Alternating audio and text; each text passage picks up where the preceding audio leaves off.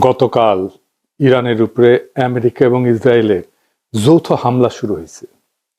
ইরানের রাষ্ট্রীয় টেলিভিশন দেশটার সর্বোচ্চ নেতা আয়াতুল্লাহ আলী খামেনির মৃত্যুর খবর নিশ্চিত করছেন। ইন্না লিল্লাহি ওয়া ইন্না ইলাইহি রাজিউন। সৃষ্টিকর্তা এই শহীদের মৃত্যু কবুল করুন। এখন এই যুদ্ধের ভবিষ্যৎ কি? কেউ কেউ কইতেছেন ইরানের তো আসলে পাল্টা আঘাত করার মতো তেমন কিছু নাই, কিছু ক্ষেপণাস্ত্র ছাড়া। ক্ষেপণাস্ত্র ব্যয়বহুল, এইটার একটা স্টক আছে, সেটা শেষ হয়ে যেতে পারে দ্রুত। বিমান দিয়ে বোমা মারা অনেক বেশি কস্ট এফেক্টিভ, তাই এই যুদ্ধে ইরান টিকবে না। তার উপরে আমেরিকা আর ইসরায়েল একসাথে আক্রমণ করছে, আর ইরান ওইদিকে কাতার, বাহরাইন, জর্ডান, আরব আমিরাত, সৌদি আরব আর ইসরায়েলেও একসাথে পাল্টা আক্রমণ করছে। ইরান একা অসংখ্য শত্রুদের সাথে একসাথে লড়তেছে। একা এতগুলো রাষ্ট্রের সাথে একই দিনে যুদ্ধ বাধায় দেওয়ার ইতিহাস দুনিয়াতে আর একটা আছে কিনা মিলিটারি বিশেষজ্ঞরা বলতে পারবেন। আমি খুঁজে দেখছি, পাই নাই। এটি একটা অভাবনীয় যুদ্ধ, এমন যুদ্ধ আগে কখনো হয় নাই। ইরান একটা মরণ কামড় দিছে এমন ভাবে যে আমি তো মরবই, তোমাদের সাথে নিয়ে মরবো, এই স্টাইলে। এই যুদ্ধে ইরানকে পরাজিত হবে, অন্য পরাশক্তিগুলো কি অবস্থান নেবে? আর আমেরিকা আসলে লাগলো কেন ইরানের পিছনে? আমেরিকার লাভ কি? এই জটিল রাজনীতি বুঝলে পরিষ্কার হয়ে যাবে বিশ্ব রাজনীতি, ভূ রাজনীতি এগুলো কি আসলে কিভাবে কাজ করে। আসেন আজকার আলাপ আল্লাহর নামে শুরু করি। আলোচনা শুরুর আগে আমরা একটু সংক্ষেপে জেনে নিই আগে কি কি ঘটছিল, তাহলে ইরানের সংকট কেন তৈরি হলো সেটা বুঝতে পারবো। ইরানের পারমাণবিক কর্মসূচি নিয়ে 2000 সালের দিক থেকে পশ্চিমা দেশগুলোর সঙ্গে একটা টানাপোড়েন চলতেছিল। অভিযোগ ছিল ইরান হয়তো পারমাণবিক অস্ত্র বানাইতেছে। পৃথিবীর প্রত্যেকটা দেশে পারমাণবিক কর্মসূচি আছে, কিন্তু বাংলাদেশেরও আছে।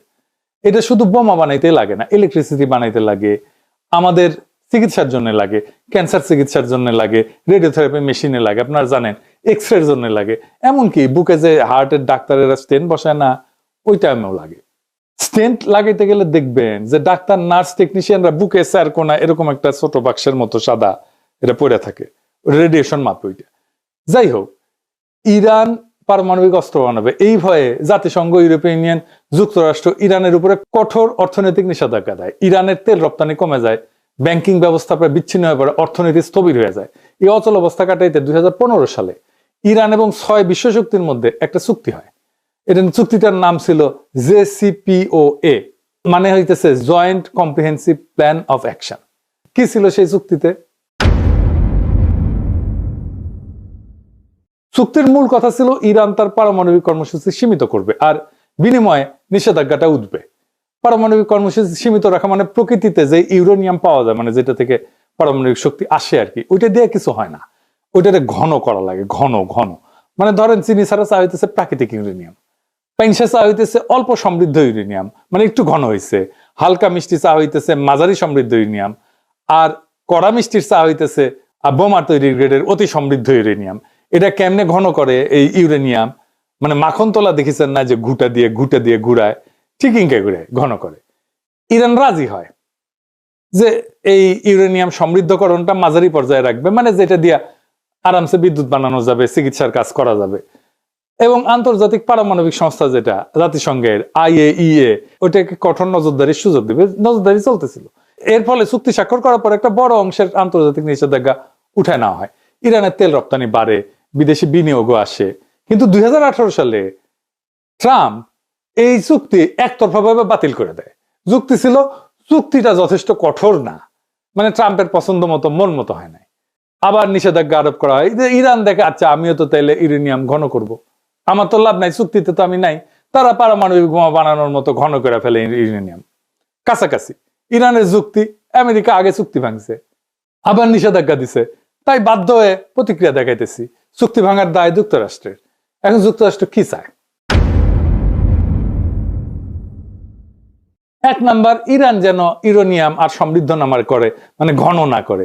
এটাই শেষ না, তার মজুদ যেটা আছে সেটা যেন কমায়, এটাই শেষ না। আবার কঠোর নজরদারিতে যেন রাজি হয়, এখানেই শেষ না। সে যেন তার ব্যালিস্টিক মিসাইলের কর্মসূচি ত্যাগ করে, এটা যেন আর না বানায়। আর কে? এটাই শেষ না, হিজবুল্লাহ আর ইয়েমেনের হুতিদের যেন সাহায্য না করে। আবার ইসরায়েল দাবি করে ইরানের পারমাণবিক অবকাঠামো পুরো চূর্ণ বিচূর্ণ করে দিতে হবে, এটা শেষ করে ফেলতে হবে, মাটির সাথে মিশাই দিতে হবে। একটা দেশে বাইরের দুইটা রাষ্ট্রের ইচ্ছা মতো চলতে হবে। আমেরিকা ইসরায়েল যা চাইবে তাই চলতে হবে, এটা কোনো মর্যাদা সম্পন্ন দেশ করবে? করবে না। এবার আসেন দেখি আসল প্রশ্ন, আমেরিকা ইসরায়েল কি ইরানকে হারাইতে পারবে?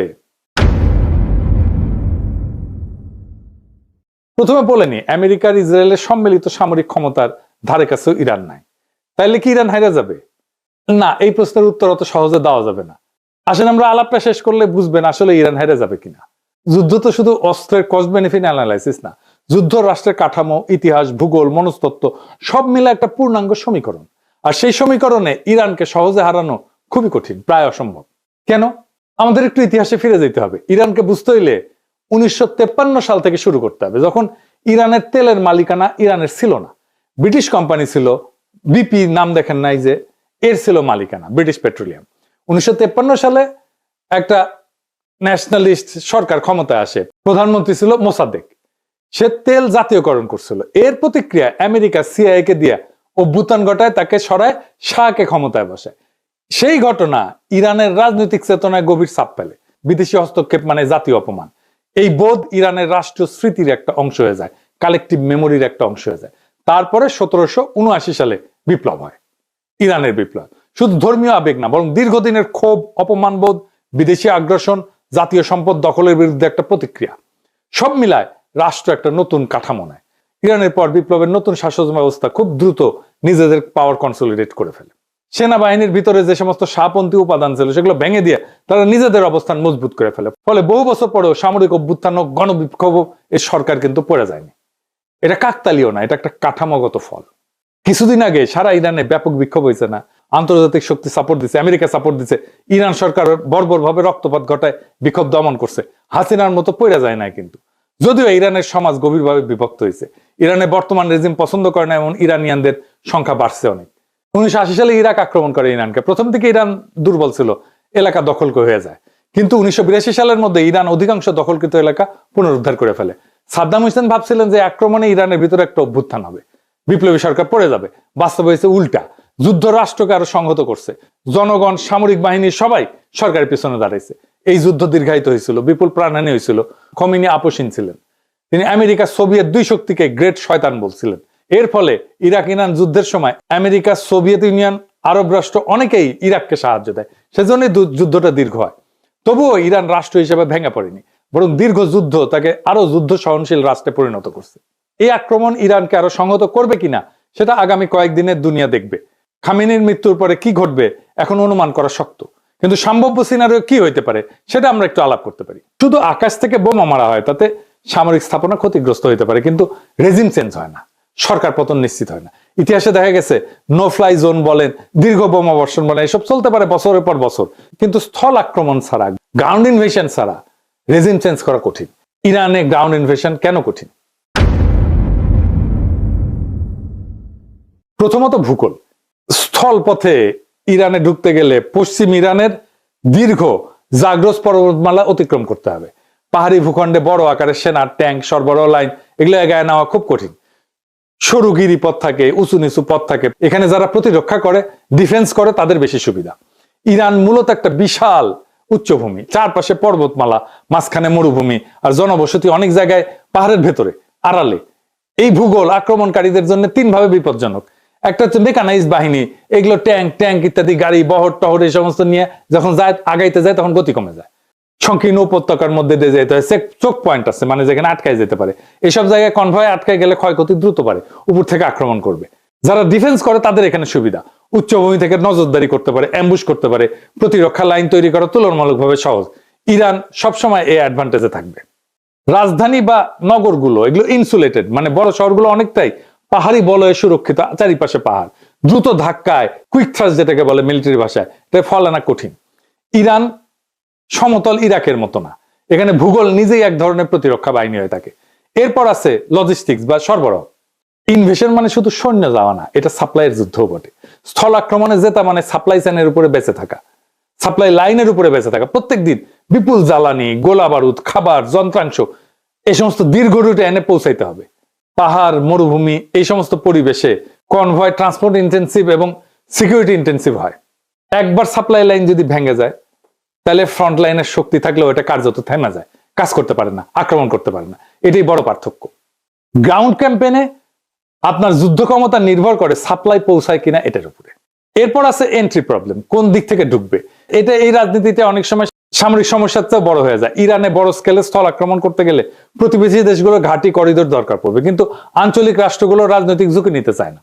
নিজেদের ভিতরে অস্থিরতা, ইরানের পাল্টা আঘাত, এই সমস্ত কারণে এই অ্যাক্সেসটা দিতে চায় না এবং দেয়ও নি কেউ। এই জন্য অপারেশনাল প্ল্যানিং খুব জটিল হয়ে যায়। ইরান যেটা সিকিউরিটি স্ট্র্যাটেজি নিয়ে চলে, এটার একটা প্রতিরক্ষার ধারণা আছে, এটাকে বলে এ টু এডি প্লাস অ্যাসিমেট্রিক। এইটা দিয়ে সময় কেনে এবং খরচ বাঁচে। এ টু এডি এটা আবার কি আসেন এটা বুঝে দেখি। এনা সামরিক টার্ম ইউজ করলাম আর কি, কুল লাগে এনা এগুলো শুনলে, বুঝে কই। এ টু এডি মানে হচ্ছে অ্যান্টি অ্যাক্সেস, দুইটা এ, সেজন্য এ টু এডি মানে হচ্ছে এরিয়া ডিনাল।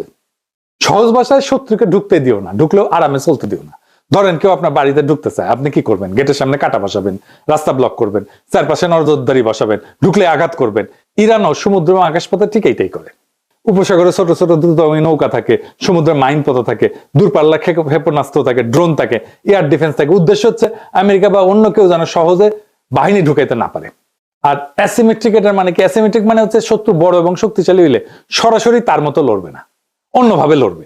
ইরান জানে যুক্তরাষ্ট্র প্রযুক্তি, বিমান, জাহাজে অনেক আগায়, তাই ইরান সরাসরি ট্যাঙ্ক বনাম ট্যাঙ্ক যুদ্ধ করতে যাবে না, বরং ছোট ছোট ছোট ছোট আঘাত, ড্রোন হামলা, প্রক্সি বাহিনী ব্যবহার করে মিসাইল ছড়ে দূর থেকে চাপ সৃষ্টি করবে, সাইবার হামলা করবে। এইভাবে বড় শক্তিকে ধীরে ধীরে ক্লান্ত করে ফেলবে। আর সময় কেনা মানে কি? ইরান জানে যে সে হয়তো দ্রুত যুদ্ধে জিতবে না, কিন্তু সে যুদ্ধ লম্বা করতে পারে। যুদ্ধ যত লম্বা হবে আমেরিকার খরচ বাড়বে, রাজনৈতিক চাপ বাড়বে, আন্তর্জাতিক সমর্থন কমতে পারে, জ্বালানির বাজার অস্থির হয়ে যাবে। অর্থাৎ ইরানের কৌশল হইতেছে দ্রুত হারবো না, যুদ্ধকে এমন ব্যয়বহুল বানাবো যাতে শত্রুই ক্লান্ত হইয়া যায়। আর খরচ বাড়ানো মানে শুধু টাকা পয়সা খরচ না, খরচ বলতে অর্থনৈতিক খরচ তো আছেই, তার সাথে সামরিক ক্ষয়ক্ষতি, রাজনৈতিক ক্ষতি, আন্তর্জাতিক চাপ। ইরান চেষ্টা করে যেন প্রতিপক্ষ ভাবে এই যুদ্ধে ঢুকলে লাভের চেয়ে ক্ষতি বেশি। এটাকে বলা হয় ডিটারেন্স। মানে এর জন্য শত্রুপক্ষ দূরে থাকবে, আক্রমণ করার আগে 10 বার ভাববে। এরপর আছে টেক দ্য সিটি সমস্যা, মানে শহর দখল করে ফেলে হারায় দেওয়া। এটা কিরকম, এটা একটু বুঝে দেখে, এটা মজার বিষয় আছে। ইরানের জনসংখ্যা বড় এবং অনেক, 31টা প্রদেশ আর 1,500 শহর। বড় শহরে 30টা, তারও বেশি। বড় শহরে ঢুকলে যুদ্ধ বদলায় যায়, কিন্তু ট্যাঙ্ক, আর্টিলারি অ্যাডভান্টেজ কমে যায়, স্নাইপার গুরুত্বপূর্ণ হয়ে যায়, তারপরে মাইন টাইন, ছোট ইউনিটের প্রতিরোধ, এই সমস্ত বাড়ে। বেসামরিক ক্ষয়ক্ষতি, দ্রুত রাজনৈতিক সংকট তৈরি করে ফেলে। এরকম শহর দখলের পর্যায়ে গেলে এটা রাজনৈতিক সমস্যা শুরু হয়ে যায়। রাশিয়ায় এক স্ট্যালিনগ্রাদ শহরকে কব্জা করতে পারে না হিটলার, লেজ গুটায় পালাইতে হয়েছিল। ইউক্রেনের শহর হইতেছে 450 মতো, রাশিয়া মাত্র 6-7টা দখল করতে পারছে এই 4 বছরে যুদ্ধে। এই জন্য আমেরিকা বড় আকারের যুদ্ধ দীর্ঘদিন চালাতে পারবে না। কেন? এটা আমার কথা না, ওয়াশিংটন পোস্টে আমেরিকান জেনারেলরা বলছে যুক্তরাষ্ট্রের কাছে এখন পর্যাপ্ত গোলা বারুদ, রকেট, ইন্টারসেপ্টর এগুলো নাই, যা বড় আকারে দীর্ঘ সময় যুদ্ধ চালাইতে পারে। এবং অনেক মধ্যপ্রাচ্যের দেশও তাদের ঘাঁটিগুলো যুদ্ধের কাজে দিতে রাজি না। এটা বড় ধরনের সামরিক অভিযানের জন্য একটা বড় বাধা, ওয়াশিংটন পোস্টের জেনারেলরা বলছে, আমেরিকান জেনারেলরা। আর 2 নম্বরে দিচ্ছে রাজধানী পতন মানে রাষ্ট্রে পতন না। তেহরান দখল হইলেও সরকার পূর্বাঞ্চলে সরে যায়, যুদ্ধ চালাইতে পারে। ইতিহাসে বহুবার দেখা গেছে রাজধানী হারা রাষ্ট্র লড়াই চালায় গেছে। মস্কোতেই তাই হয়েছে, নেপোলিয়ান গেছে, মস্কো দখল করছে, ওরা চলে গেছে দূরে, পরে আবার ফিরে আসছে। এবং নেপোলিয়ান ওই রাশিয়ার যুদ্ধে হারছিল, কিছুই করেনি, শুধু বসেছিল রাশিয়ান সোলজাররা। যাই হোক, তৃতীয়ত রাজনৈতিক মনস্তত্ত্ব। বাইরে থেকে হামলা হলে সরকার এটাকে বিদেশি আগ্রাসন হিসেবে তুলে ধরতে পারে, জাতীয়তাবাদী ঐক্য তৈরি করতে পারে। যে জনগোষ্ঠী সরকারের সমালোচক তারাও অনেক সময় দেশের প্রশ্নে একসাথে দাঁড়ায় যায়। দেখেন ইরানে বোমা মারতেছে, যুদ্ধ শুরু হইতেছে, জন্য ইরানিরা খুশি যে তারা জবাব দিতে পারে। চতুর্থত আমেরিকার নিজস্ব রাজনৈতিক বাস্তবতা। বড় আকারের স্থলযুদ্ধ মানে বিপুল খরচ, দীর্ঘ সময় আভ্যন্তরীণ রাজনৈতিক চাপ। শুধু নৌ এবং বিমান শক্তি দিয়ে সীমিত হামলা চালানো তুলনামূলকভাবে সহজ, কিন্তু স্থল বাহিনী মোতায়েন করা এটা ভিন্ন মাত্রার সিদ্ধান্ত। আর একটা দিকে হচ্ছে এয়ার স্ট্রাইকও কিন্তু সস্তা না। আধুনিক জেট বিমানে প্রত্যেক ঘন্টার ফ্লাইং খরচ, নির্ভুল অস্ত্রের মূল্য, সব মিলায় দীর্ঘমেয়াদী বোমাবর্ষণও কিন্তু খুব ব্যয়বহুল। যদি দ্রুত রাজনৈতিক ফল না আসে, তাতে আক্রমণকারী পক্ষের আগ্রহ কমে যেতে পারে। ইয়েমেনে হুতিদের উপরে দীর্ঘ বোমাবর্ষণ করছে আমেরিকায়, তা হুতিরা আত্মসমর্পণ করছে? করে নাই। সব মিলায় সমীকরণটা এরকম যে ইরানের সামরিক সক্ষমতা হয়তো সীমাহীন না, ক্ষেপণাস্ত্রের মজুদ সীমিত, কিন্তু যুদ্ধে জেতা মানে শুধু প্রতিপক্ষের অস্ত্র শেষ হওয়া না, রাষ্ট্র ভাঙতে হইলে ভেতরের কাঠামো ভাঙতে হয়। আর ইরান বিপ্লব পরবর্তী 4 দশকে নিজেদের এমন ভাবে গড়ে তুলছে যে বাইরের আঘাত তাকে দুর্বল না করে এরকম সময় তাকে আরো সংহত করতে পারে। সুতরাং বর্তমান যৌথ হামলা ইরানকে ক্ষতিগ্রস্ত করতে পারে, কিন্তু শুধু আকাশ যুদ্ধ দিয়ে ইরানের সরকারকে সরানো, রাষ্ট্র কাঠামো ভেঙে ফেলা তা সহজ বা নিশ্চিত না। এরপরে ইরানের হাতে আছে দুইটা স্ট্র্যাটেজিক অ্যাসেট। কি সেটা? এইটা পারমাণবিক বোমার চাইতে শক্তিশালী। একটা হইতেছে হরমুজ প্রণালী, 20 মিলিয়ন ব্যারেল তেল যায় প্রত্যেক দিন এটা দিয়া। 8টা দেশের তেল যায় সারা দুনিয়ায়, ইরান, ইরাক, ওমান, আমিরাত, সৌদি আরব, বাহরাইন, কাতার, সারা দুনিয়ার 20 থেকে 25% তেল এই ছোট্ট সাগর পথ দিয়ে যায়। এইটা ইরানের নিয়ন্ত্রণে। সৌদি, কুয়েত আর কাতারের 90% তেল এই রাস্তায় যায়। আর একটা হইতেছে ইয়ামেনের পাশে আরেকটা গুরুত্বপূর্ণ প্রণালী আছে, তার নাম হচ্ছে বাব এল মানদেব। এইটা লোহিত সাগর আর গালফ অফ এডেন এই দুইটাকে যুক্ত করে। এর মাধ্যমে জাহাজগুলো সুয়েজ খাল হয়ে ইউরোপ, এশিয়া এই রুটে চলাচল করে। এদিক দিয়ে তেল যায়। এখান দিয়েও প্রত্যেক দিন ধরেন 7 থেকে 10 মিলিয়ন ব্যারেল তেল, পেট্রোলিয়াম পণ্য এদিকে যায়। এইটা প্রায় 10% মতো তেল পরিবহন করে বৈশ্বিক তেলের। এটাও ইরান হুথিদের দিয়ে আংশিক বা পুরোপুরি বন্ধ করে দিতে পারে। এতে কোন কোন দেশ ক্ষতিগ্রস্ত হবে? আমরা তো হবই। আমরা দুধবাদ, ইন্ডিয়া হবে, ইউরোপ হবে, চায়না হবে, ব্যাপকভাবে ক্ষতিগ্রস্ত হবে। সেটা বড় ব্যাপার না, কিন্তু এই কারণেই বলা যায় ইরানকে আঘাত করা সম্ভব, কিন্তু সেটা ইতিহাস, ভূগোল এবং রাষ্ট্র কাঠামো বিচারে তাই অসম্ভব। এখন প্রশ্ন হইতেছে, ট্রাম্পের কি লাভ ইরানকে আক্রমণ কইরা? অন্য লাভের মধ্যে আছে এই আমেরিকাকে ট্রাম্প তো গ্রেট বানাবে, মেক আমেরিকা গ্রেট এগেন। ও গুয়াত নাই সাম রাধাকৃষ্ণের নাম। তো এখন যারা ওর কম্পিটিটর, মানে ধরেন ইউরোপ, তারপরে চায়না, তাদের চাপে ফেলতে পারে। ইউরোপ আর চায়নাকে সে যুদ্ধ বাধায় এই দুই শক্তিকে চাপে ফেললো, তেল পাইল না, এক্সট্রা লাভ। তাদের ইকোনমি চাপে পড়বে, ইউরোপ এবং চায়নার ইকোনমি চাপে পড়বে এই যুদ্ধের কারণে, কারণ তাদের জ্বালানি আসবে না। ইউরোপ আর চায়নার ইকোনমি দারুণ ভাবে ক্ষতিগ্রস্ত হবে। আর ইন্ডিয়া আমার অনুমান সিস্টেম করে আসছে ও মোদির সফরে, আবার হয়তো রাশিয়ান তেল নিবে, এই কনসেশন দিয়ে আসছে। ট্রাম্প তো কিছু না পাইলে কিছু দেয় না।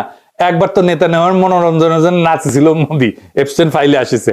এইবার আমার অনুমান আফগানিস্তান আর পাকিস্তানের মধ্যে যুদ্ধটা মোদি লাগাইছে, পাকিস্তানকে সীমান্তে বিজি রাখবে। এখন তালেবান আর ইন্ডিয়া তো জিগরি দোস্ত, পাকিস্তান যেন কোনোভাবে আর এইদিকে নজর দিতে না পারে, সাহায্য করতে না পারে ইরানরে। সে তো আবার ইরানের বন্ধু। আবার ভারতীয় রাষ্ট্রায়ত্ত company India Ports Global Limited, সে ইরানের চাবাহারের শহীদ বেহেশতি টার্মিনাল পরিচালনা করে। ভারত সেখানে ক্রেন, কার্গো হ্যান্ডলিং এই সমস্ত ইকুইপমেন্ট বসাইছে। এখান থেকে কোনো গোয়েন্দা তথ্য নিতে পারে। এই পোর্ট হয়তো তাদের কাজে লাগতে পারে ইসরায়েলের। ইরানের এই পোর্ট ম্যানেজমেন্টের দায়িত্ব তো উচিত হয় নাই দেওয়া ইন্ডিয়ারে, ইরানের। ওরা তো সবার বেশি বুঝে। আবার ওমানের ডোকোমেও একটা পোর্ট আছে যেখানে লজিস্টিক অ্যাক্সেস আছে, মেইনটেনেন্স অ্যাক্সেস আছে ইন্ডিয়ার। এটা আবার হরমুজ প্রণালীর জাস্ট বাইরে।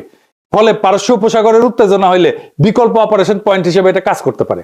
হয়তো ইন্ডিয়া এই পোর্ট গুলো থেকে কোনো সাহায্য দিবে ইসরায়েলকে, আমেরিকাকে, হইতে পারে গোয়েন্দা তথ্য বা লজিস্টিক্স। ইরান হয়তো সামরিক দিক থেকে দুর্বল, কিন্তু ইরান কোনো ফাঁকা মরুভূমি রাষ্ট্র না। 1953 সালের অপমান, 1979 সালের বিপ্লব, 8 বছরের যুদ্ধ, এই রাষ্ট্রের ডিএনএতে বেঁচে থাকার রাজনীতি বসে আছে। খামেনি নিহত হয়েছে, তাহলে হয়তো নেতৃত্ব বদলাবে, কিন্তু রাষ্ট্র কি ভেঙে পড়বে? ইতিহাস বলে খুব সহজ না। যদি শুধু আকাশ হামলা হয়, অবকাঠামো ক্ষতিগ্রস্ত হবে, কিন্তু রেজিম চেঞ্জ এটা স্থল আক্রমণ ছাড়া প্রায় অসম্ভব। ইরান হয়তো দুর্বল, কিন্তু কোন ঠাসা রাষ্ট্র সবচেয়ে বিপজ্জনক হয়? এই যুদ্ধের ফল নির্ভর করবে কে বেশি শক্তিশালী তার উপরে না, বরং কে বেশি সময় ধরে টিকতে পারবে তার উপরে। আর বিশ্ব রাজনীতি আজ আবার প্রমাণ করছে, ভূ রাজনীতি মানে মানচিত্রের রেখা না।